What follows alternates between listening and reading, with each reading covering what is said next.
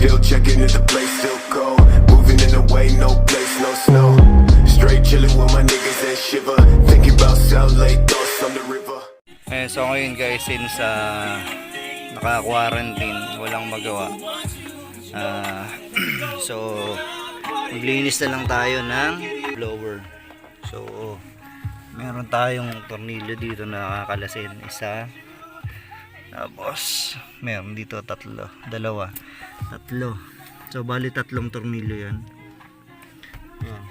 So ito pwede nating tanggalin or hindi na. Optional naman, pwedeng hindi. So kalasin ko muna. So ito yung aircon blower. So yung dumi, di ba? So bali yun nga, tatlo lang yung tornilyo, isa, dalawa, tatlo. Tapos meron tayong i-unplug dito.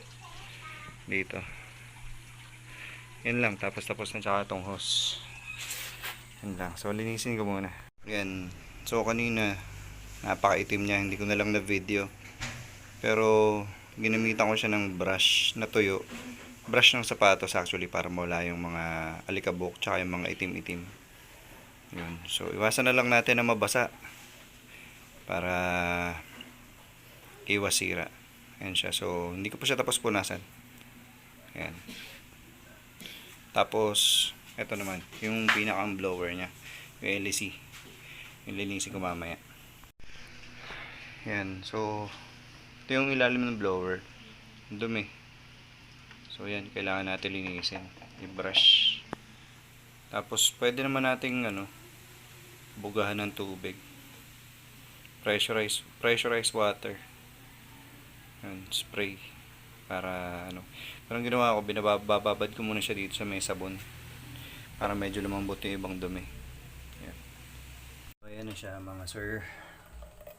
So ito kanina napakaitim to. So kailangan na lang natin tuyuin. As yung blower natin okay na, linis na.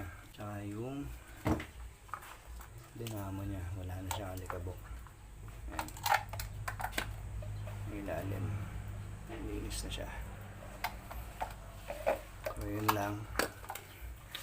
Ngayon installation naman ng blower natin sa kotse pag natuyo na siya.